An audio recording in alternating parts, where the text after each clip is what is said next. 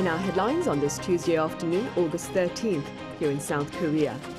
President Yoon Suk-yeol is pardoning a total of 1,219 people to mark National Liberation Day this coming Thursday, including former Gyeongsang-namdo Governor Kim Kyung-soo.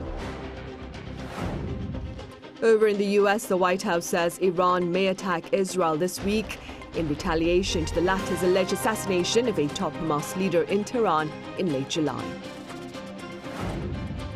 Meanwhile, Ukraine now reportedly controls 1,000 square kilometers of Russia's Kursk region amid an incursion that began less than a week ago. President Yoon Suk-yeol is pardoning a total of 1,219 people to mark National Liberation Day this coming Thursday. Now, earlier on this Tuesday, his cabinet approved the list, which included former Gyeongsang-namdo Governor Kim Kyung-soo, whose rights have been restored, effectively paving his path back to politics. Kim is an opposition party figure, earlier convicted of internet manipulation to support former President Moon Jae-in's election in 2017. Pundits believe his return to politics may fuel an internal power struggle within the main opposition Democratic Party of Korea. There has also been a significant shift in the lineup of Korea's security officials, including the posts of Defense Minister and National Advisor. Our Presidential Office correspondent Kim Do-yeon has details. A major reshuffle of the nation's top security officials. First, President Yoon Suk-yeol on Monday nominated a new National Defense Minister, Kim Yong-hyun, the current Presidential Security Service Chief, who has been right by the president's side for the past 3 years and is well trusted. Kim has been chosen as the perfect fit for National Defense Minister, as he is the president's first chief of Presidential Security Service and understands the intentions of the commander-in-chief better than anyone. Before becoming the head of the Presidential Security Service, Kim was a 3-star general who commanded major forces in the ROK Army. He came into spotlight at first as he led the process of moving the presidential office from Cheongwade, or the Blue House, to the current Yongsan presidential office when Yoon was first elected. Security is, in fact, the economy. If I am appointed as the Minister of National Defense, I will follow the Commander-in-Chief's direction and build a strong defense system based on strong power. This will help not only to grow the national economy, but also to ensure the stability of people's daily lives. Meanwhile, the current Defense Minister Shin Won-sik will become the president's new national security advisor. The former lawmaker and a 3-star general has been defense minister since October last year. He has extensive field experience and deep insight in the field of defense and security. As the current Minister of National Defense, he has a high level of understanding of the pressing security issues, making him the right person to assist the president and take responsibility for national security without any gaps. It's also notable that Shin will become Yoon's first national security advisor with a military background. There's been 3 so far. The first was a scholar in international relations, while the second and third were career diplomats. This could signify a shift in the focus of the national security policy, with the top office putting more weight on security than diplomacy due to growing security concerns around the world. Meanwhile, the current National Security Advisor Chang Wo-jin will become a new special advisor to the President for Foreign Affairs and National Security. This new role was established with the need for someone who can travel around the world on behalf of the South Korean government to address emerging issues and respond to the rapidly changing global environment. Kim Do-yeon, Arirang News. And speaking about the global environment, an Iranian attack against Israel may reportedly take place this week in retaliation to the assassination of a top Hamas figure in Tehran. Our Kim Jung-shil covers the grim outlook. The White House says a potential Iranian attack on Israel could come anytime soon. We share the same concerns and expectations that our Israeli counterparts have with respect to potential timing here. Could be this week. We're continuing to watch it very, very closely. The White House official added that the U.S. and Israel have to be prepared for what could be a significant set of attacks. Multiple media outlets reported on Tuesday that the U.S. has sent a guided missile submarine to the Middle East as tensions grow in the region. Fox News, quoting regional sources, said Iran and its proxies could attack Israel within the next 24 hours in retaliation for the killing of Hamas political leader Ismail Haniyeh in Tehran late last month. Iran's Islamic Revolutionary Guard Corps spokesperson Ali Mohammad Naini reportedly said on Sunday that the assassination of Haniyeh was a blatant violation of the United Nations Charter and warned to retaliate at the appropriate time. The Israeli military said it's at peak readiness against Iran and that it has broad attack plans and is highly prepared for execution. Meanwhile, Western leaders issued a joint statement on Monday local time calling for Iran to stand down. U.S. President Joe Biden and the leaders of France, Germany, Italy, and the UK called on Iran to stand down its ongoing threats of a military attack against Israel and discussed the serious consequences for regional security should such an attack take place. The heightened geopolitical tensions in the Middle East have driven up oil prices. U.S. crude oil futures climbed above $80 a barrel on Monday local time. West Texas Intermediate crude oil increased by 4.2% from the previous day's close, reaching $80.06 per barrel. Kim Jong-sil, Arirang News. Elsewhere, Ukrainian ground forces continue to make significant advances into Russian territory. Our Lee Seung-jae covers this reality and its broader implications.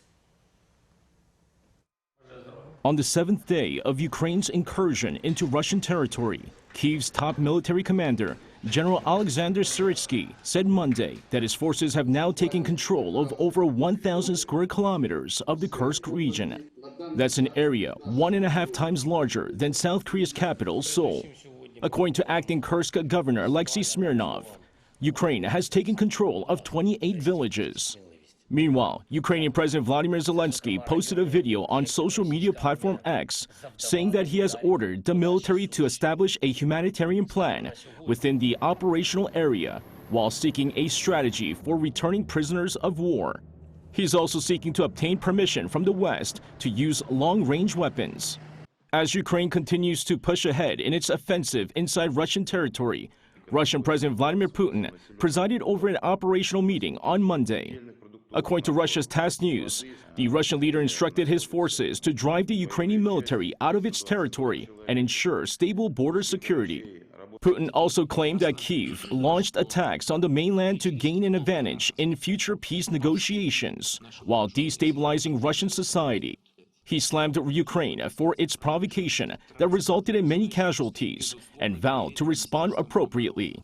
Concerns are also rising that the natural gas transport routes to Europe will be blocked due to the Ukrainian offensives in the border areas of Russia's mainland, where its natural gas facilities are located. Natural gas produced in Siberia is exported mainly to countries like Slovakia, Hungary, and Austria through a pipeline located in the Kursk region. Last year, half of all Russian natural gas exports to Europe were supplied through this pipeline. Europe experienced a temporary energy crisis when the Nord Stream gas pipeline exploded in September 2022, allegedly due to sabotage. Lee Seung-jae, Arirang News. Over in the U.S., a fresh public survey shows Vice President Kamala Harris running ahead of her rival Donald Trump in the presidential race in a number of critical swing states. Our Yoon reports. A new poll from the New York Times and Siena College shows Vice President Kamala Harris taking the lead over former President Donald Trump in 3 battleground states: Michigan, Pennsylvania, and Wisconsin. The poll interviewed 1,313 young voters aged between 18 and 29 from August 2nd to 5th and showed 51% support in the major swing states for Harris against Trump, who has 42% support from this group, which is a 9 percentage point lead for Harris. Pollsters have noted that this is, in fact, a 13-point shift towards Harris since the previous poll taken in early July when Trump led 48% to 44%. A poll from business intelligence firm Morning Consult released last week showed Harris to be leading Trump by 9 percentage points among voters younger than 35 years of age. A poll from Morning Consult in July showed Biden to have a 9-point deficit among younger voters compared to Trump. Since taking over the Democratic presidential candidacy in late July, Kamala Harris has bolstered the party's overall base and strengthened party support against Trump. Meanwhile, former U.S. President Donald Trump was back posting on X ahead of his Spaces conversation with Elon Musk on the platform on Tuesday morning Korea time. Trump's posts included campaign videos highlighting his vision for the United States. He also took to X to slam his opponent, who he called San Francisco radical Kamala Harris. His last post before Monday's return to the social media platform was in August last year, where he touted his mugshot with the caption, "Election interference, never surrender." Before his return to X, Trump had been posting on Truth Social, a social media site that he owns. 이은진, Arirang News.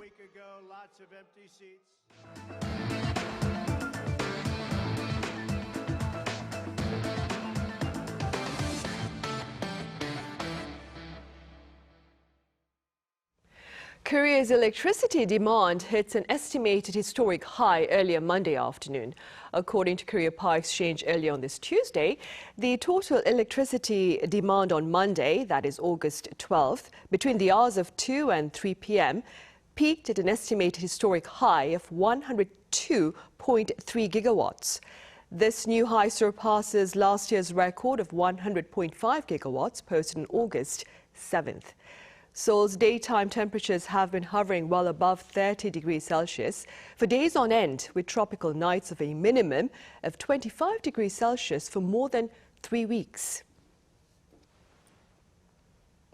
In other news, Korea's Webtune industry is incorporating artificial intelligence as part of efforts to enhance the overall entertainment experience for its fans worldwide. Our Moon Hae-ryun shows us how.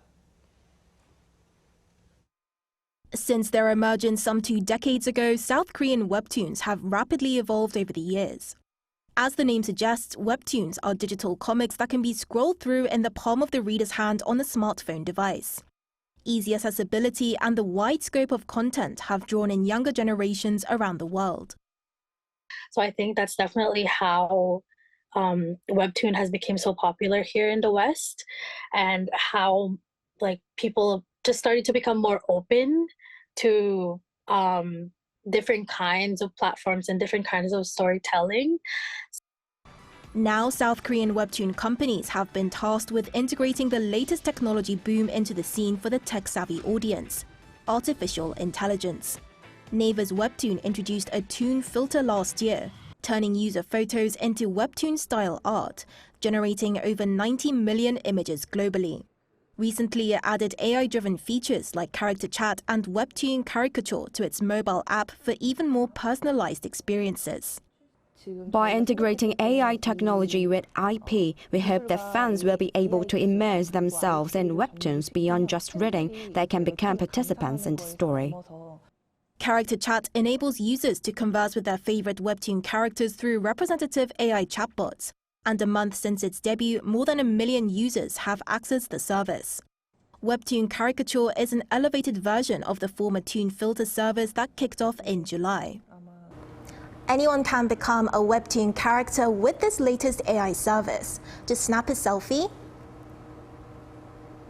and wait for the image to load.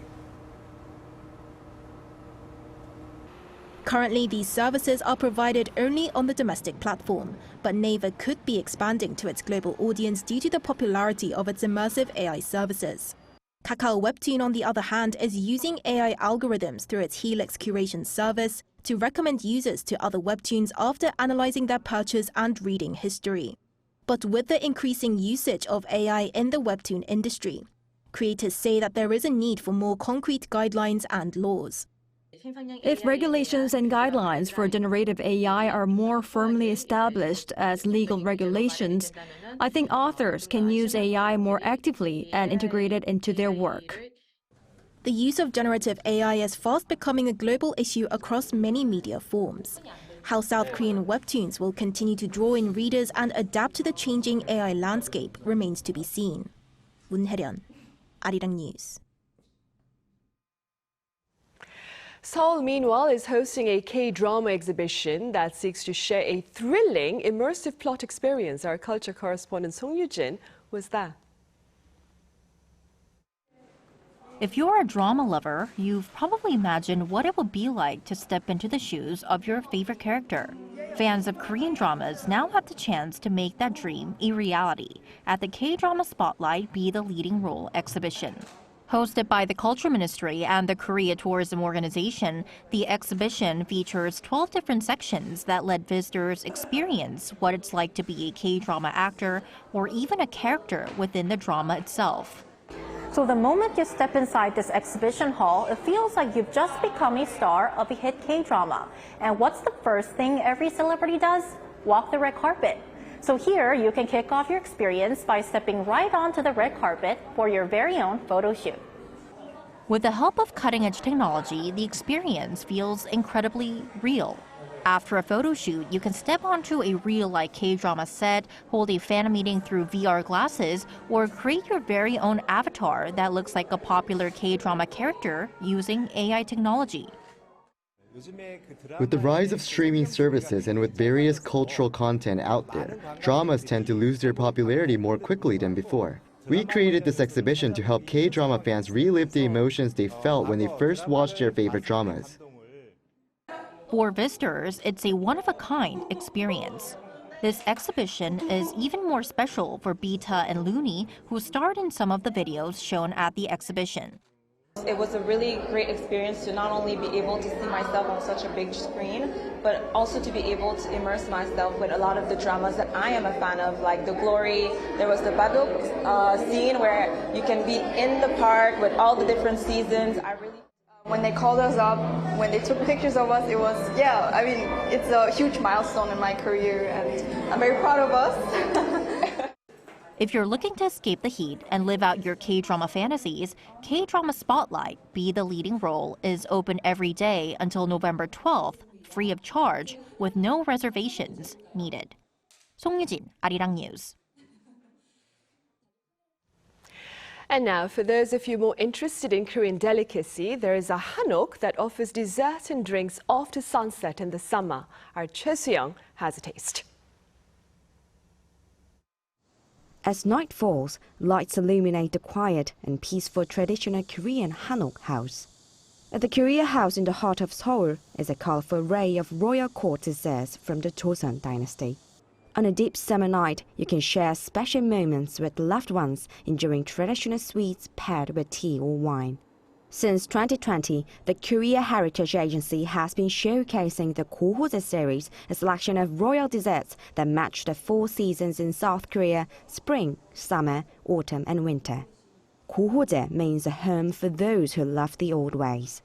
This summer, for the first time, it has introduced a nighttime dessert course under the theme at Midsummer Night's Kohojae. Guests can enjoy a course of desserts with wines selected by a professional sommelier. Or if they want a full dinner, they can try traditional Korean foods like abalone hwayangjak, a beef and vegetable brochette prepared by expert Korean chefs. When people think of traditional desserts, they usually think of tea, but we've paired them with wine or traditional Korean liquors. Many find this collaboration interesting, and they also enjoy the nighttime scenery of the Hanok. Even if foreigners are not familiar with Korean, they can reserve a table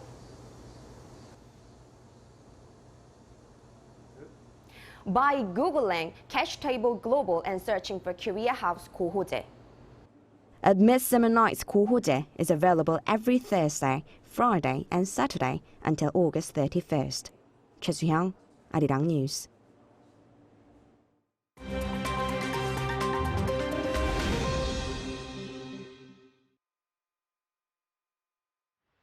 Let's take a look at the latest news in the world now. In Greece, thousands of people have been evacuated as large wildfires that began on Sunday reached the suburbs of the capital Athens, with some homes and properties in northeastern parts of the city on fire, including a school. The worst fire in Greece this year overwhelmed the evacuated town of Relisia, just 10 kilometers from Athens on Monday, with flames burning as high as 25 meters after it had torched forests, houses and cars, and resulted in several hospitals being evacuated on its way from its origin in the northeast. The Greek fire service said that while there is no longer an active fire front, many hotspots remain in the Mount Penteli and Lake Marathon area, adding that conditions for new fires will remain at dangerous levels for the coming days. More than 700 firefighters, as well as almost 200 fire trucks and 35 aircrafts, continued to battle the fast-moving wildfires on Monday. A human chain of volunteer firefighters, police officers and citizens also joined efforts to put out the fires, some even resorting to using tree branches. International help is expected to arrive in the coming days in the form of firefighters and equipment from countries including France, the Czech Republic, Canada, Italy and Spain. Talks to end Sudan's 15-month-long civil war between the Sudanese armed forces and the paramilitary Rapid Support Forces will move forward in Geneva on Wednesday, according to U.S. Special Envoy Tom Perriello. With the United Nations warning of a humanitarian cataclysmic breaking point in Sudan, the talks are the first major effort in months to get the two warring sides to sit together. The U.S. last month invited the two sides to hold ceasefire talks in Geneva, co-hosted by Saudi Arabia and including Egypt and the UAE, over a year after fighting broke out. While the paramilitary Rapid Support Forces agreed to join the talks, Sudan's military leader, General Abdel Fattah al-Burhan, said last month his side would not participate, saying, "We will not retreat, we will not surrender, and we will not negotiate." The war began when the RSF, which now controls large areas of Sudan, including the capital Khartoum, clashed with the army over plans to integrate the forces. The Italian Coast Guard and Spanish NGO Open Arms rescued over 100 migrants from the Mediterranean Sea on Monday off the southern coast of the Italian island of Lampedusa. Open Arms rescue boat reached migrants drifting on a wooden boat and provided them with life jackets before Italian Coast Guard vessels took the migrants to Lampedusa. A search and rescue coordinator from Open Arms said 110 migrants, including 6 women, 4 children, and 2 elderly men, and a corpse were found in the double-decked boat. NGO Open Arms said that migrants are of Palestinian, Syrian, and Egyptian origin, among others. Moving over to the US, where a magnitude 4.4 earthquake struck the Los Angeles area on Monday. The earthquake had a preliminary epicenter at El Sereno, a Los Angeles neighborhood close to the famous Hollywood sign. It struck at around 12:20 p.m. local time, according to the U.S. Geological Survey. According to the USGS, the strongest shaking was considered moderate, staying at level 5 on the modified Mercalli intensity scale, where the shake can be felt by almost everyone and overturn unstable objects. While the earthquake busted a water pipe at Pasadena City Hall, the Los Angeles Fire Department said there are currently no initial reports of structural damage or injuries. The earthquake was first estimated as a 4.7 magnitude, but was later downgraded to a 4.4 magnitude.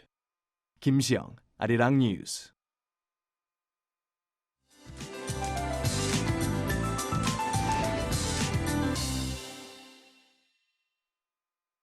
Good afternoon. Intense heat continues to scorch much of Korea, and excessive heat warnings remain in place with temperatures forecast to go up as high as yesterday afternoon. And it is hard to imagine living without an air conditioner, but after over 3 months with a day and night, many are complaining of headaches, dehydration, and muscle stiffness. Here are some ways to use air conditioning wisely, and remember to ventilate every hour for 5 to 10 minutes. Meanwhile, we are looking at a chance of heavy passing rain in western parts of Korea during the day, along with thunderstorms. And it looks to be hotter in the west as well. Seoul, Daejeon, Gwangju could get up to 35 degrees Celsius this afternoon. Meanwhile, Gyeongsangdo and nearby areas will have a rain-free day with Daegu seeing highs of 34 degrees Celsius. Now, there's no sign of relief from the extreme heat wave, and Seoul could have the longest run of consecutive tropical nights on record this week. With that in mind, here's a look at the international weather conditions.